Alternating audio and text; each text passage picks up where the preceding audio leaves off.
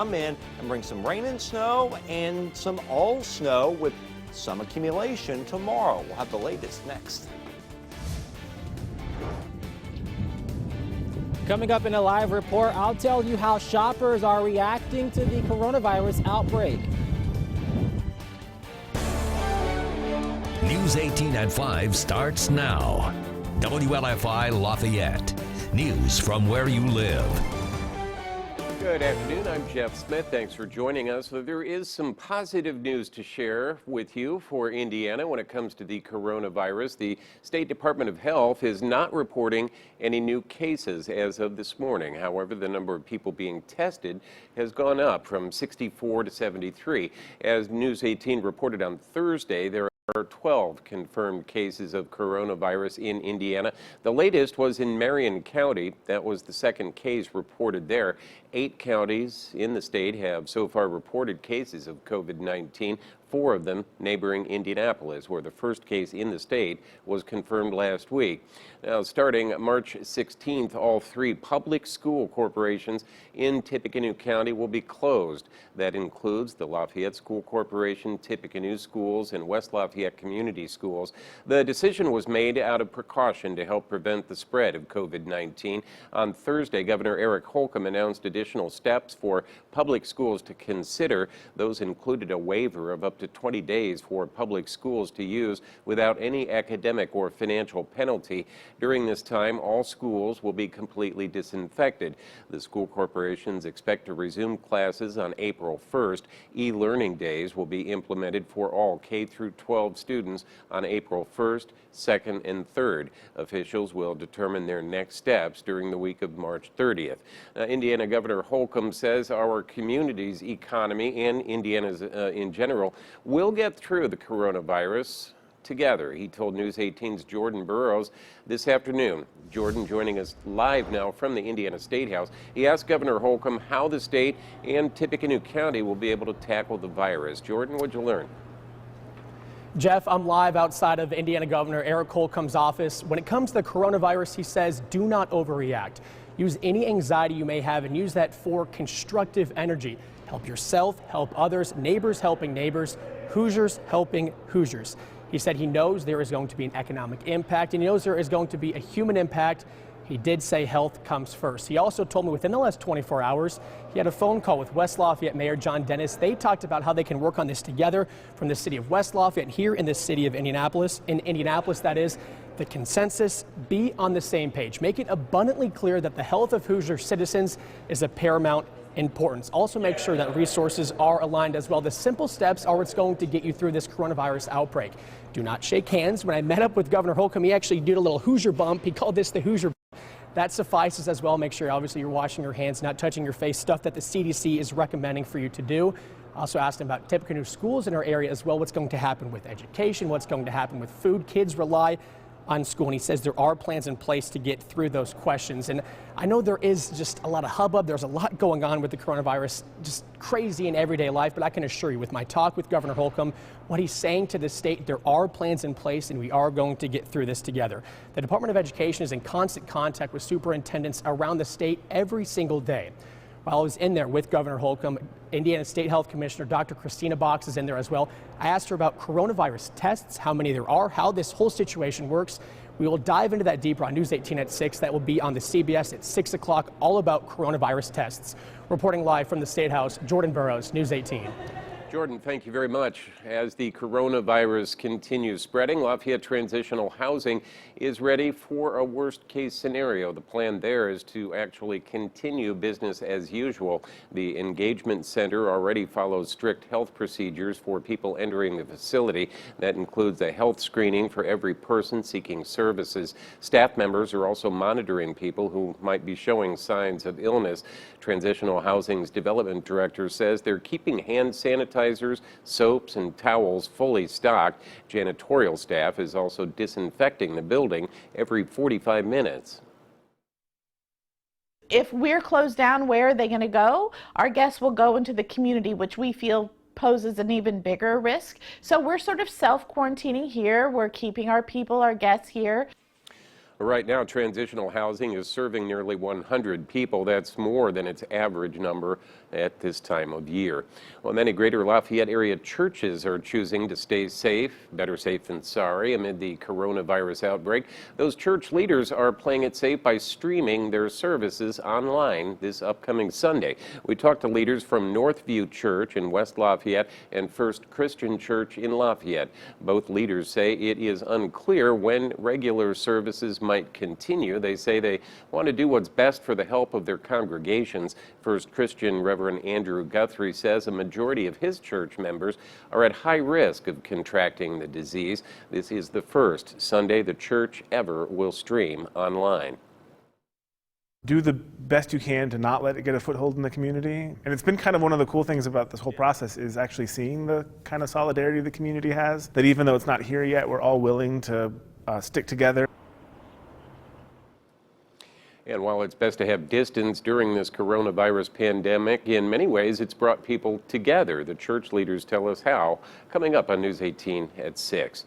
And a Thursday night favorite for hundreds of Boilermakers was empty last night. The Neon Cactus announced on Facebook that it would be closed overnight Thursday and into Friday because of guidelines from local health officials. The state was discouraging non-essential gatherings of more than 250 people, but Tippecanoe County health officials strengthened that to gatherings of 50 people. The Neon Cactus, however, says it will be back open for business tonight.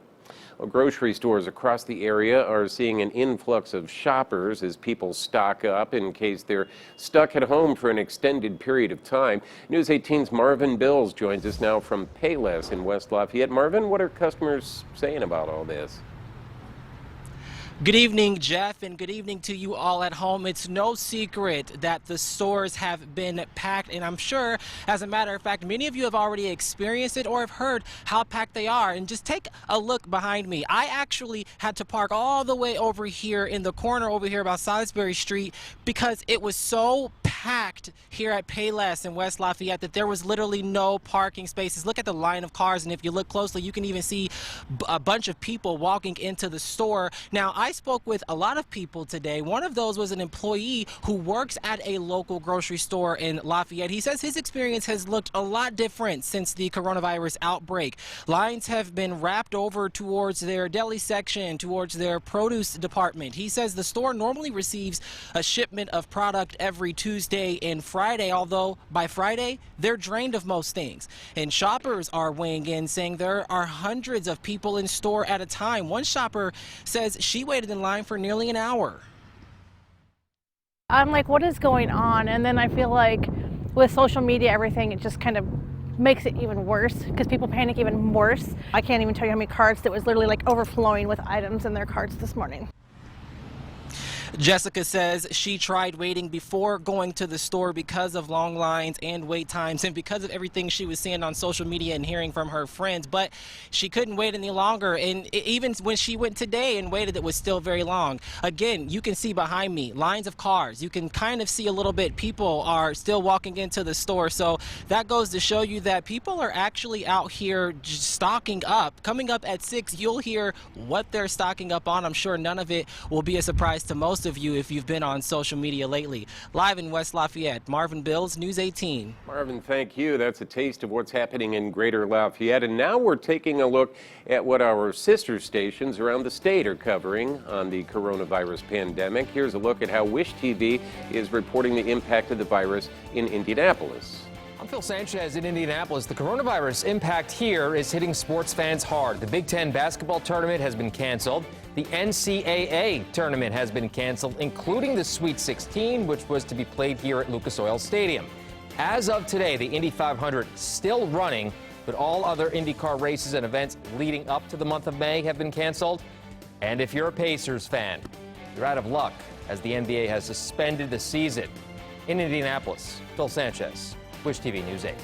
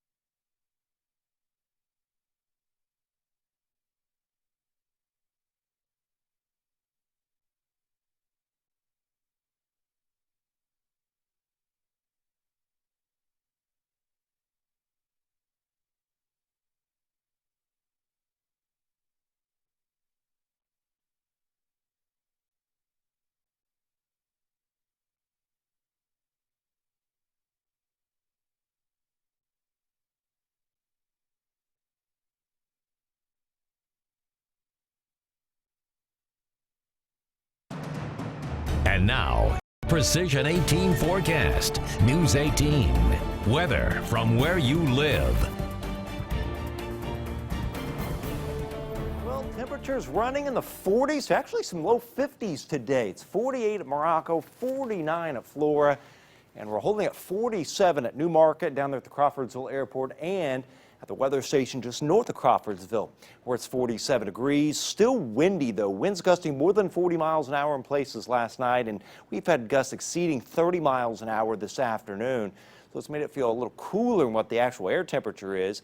But some of these high clouds are on the increase, and this is the system that'll move eastward that'll bring some rain and snow and all snow for a while tomorrow. And then getting into next week, we're going to transition from wintry weather to spring weather as this big system, this big bowling ball out in California, moves northeast, and it will warm up, and we're looking at multiple waves of showers and even some storms with a severe weather risk. Increasing clouds through the evening, 37 as winds diminish, 37 by 11 o'clock that is.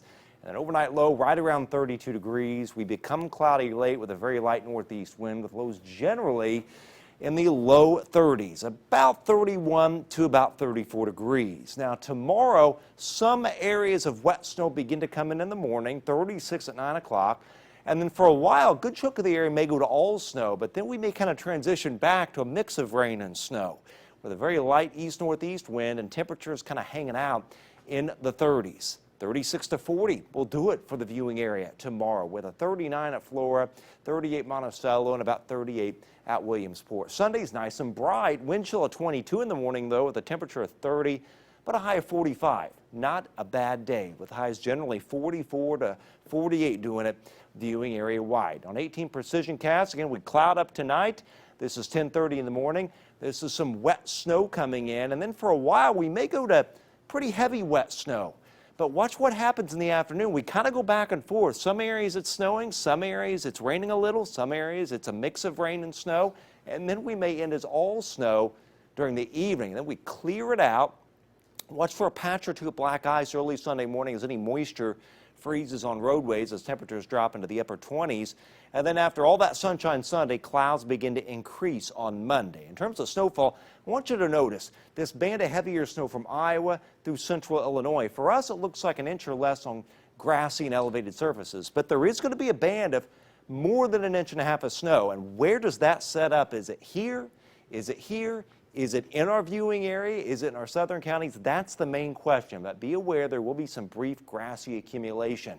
And then some showers come in Monday evening, Monday night, and into early Tuesday morning, then a break, and then more rain coming in next week with even some storms. And we may have to talk about some severe weather risk by Thursday. Watch this. This is our severe cast. You see the gray here? That indicates the risk of some severe weather. And then by Friday, it starts to amp up a little bit. So that'll bear watching later next week. We go from some wet snow to the potential of some severe thunderstorms. You can see that with the warm-up, too. 66 on Thursday.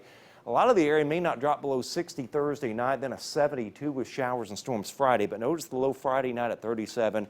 Much colder next weekend. We may have highs only in the 40s after that 72 Friday. Yeah, and I texted you last night about the tree frogs. They were happy. They were loud, yeah. Yeah, they were. Thanks, Chad. Yeah. All right, continuing our look now at coronavirus coverage from around the state. We're looking at how our sister station WEVV is reporting the pandemic. Brian Miller in Evansville tells us how the virus is causing event cancellations there. I'm Chris Malooly in Fort Wayne. Now, here in Northeast Indiana, there are 2 cases of COVID-19 that have been confirmed. None of them are in Allen County. They're in surrounding areas, Noble and Adams County. But someone who tested positive was here at Allen County during a trade show in late February. It's the reason why the Coliseum has shut down events until late April and won't open anytime soon, which will have a huge impact on the local economy. In Fort Wayne, WFFT, Fox 55 News.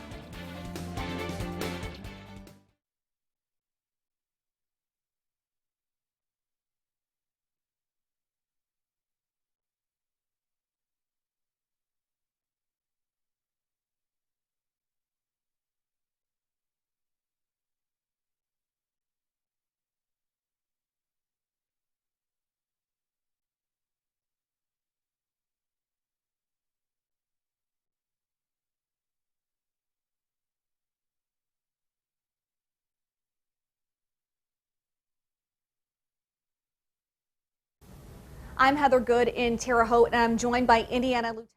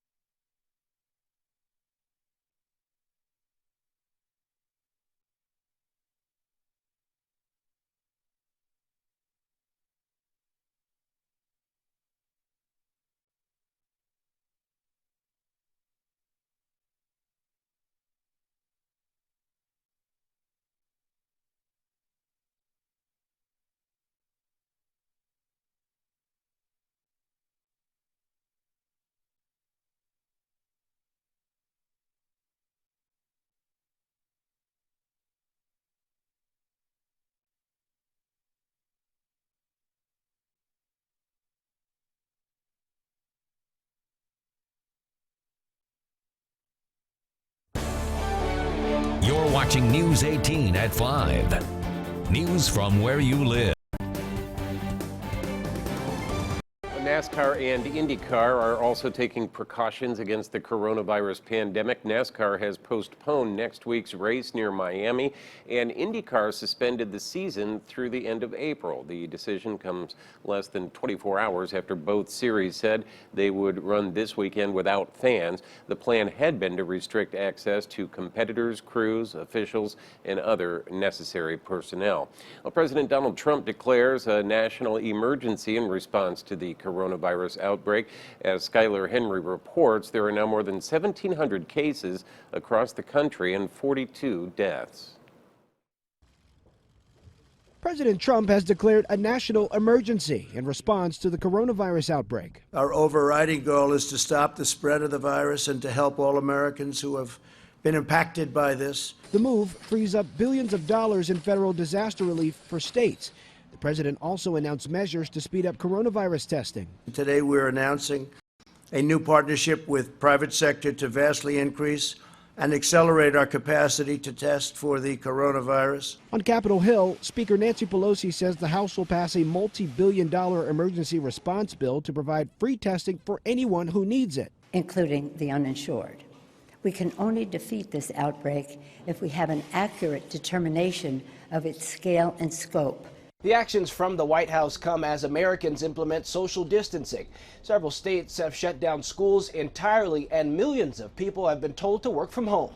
In furtherance of the order, I'm urging every state to set up emergency operation centers effective immediately. In a suburb of New York City, which has seen a major cluster of cases, the state set up a drive-through testing center. I got one of the first appointments. The Boston Marathon and the Masters are two of the latest sporting events forced to postpone. Skylar Henry, CBS News, the White House. And Louisiana became the first state to delay its Democratic primary because of the coronavirus. It was scheduled for April, but has been pushed back now to June. Well, state lawmakers are touring the state, spreading the word on best practices to help stop the spread of the virus. Heather Good at sister station WTHI in Terre Haute sat down with Lieutenant Governor Suzanne Crouch to talk about some details. I'm Heather Good in Terre Haute, and I'm joined by Indiana Lieutenant Governor Suzanne Crouch. You are touring the state today, talking to Hoosiers about the coronavirus outbreak. What is the one thing you want Hoosiers to know today? Well, now is the time to be proactive and be prepared so that we can protect our most vulnerable Hoosiers and reduce the spread of COVID-19. Use common sense. Don't shake hands. Wash your hands. Don't touch your face. Be sure and avoid large crowds. Limit your exposure to our elderly Hoosiers. Use common sense. Don't panic.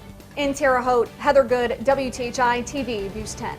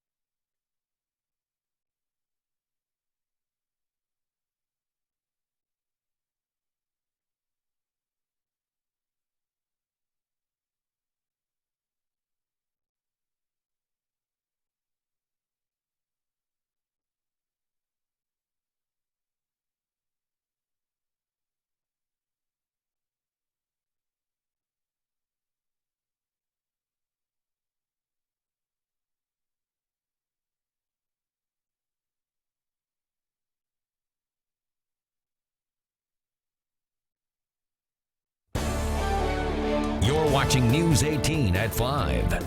News from where you live. A nationwide lockdown caused by the coronavirus didn't stop Italians from enjoying their evening. Italians blasted their national anthem, Fratelli d'Italia, from their speakers on the balconies of their homes. And people in Italy are giving hope by uttering the phrase, andrà tutto bene, meaning everything will be all right. That phrase has appeared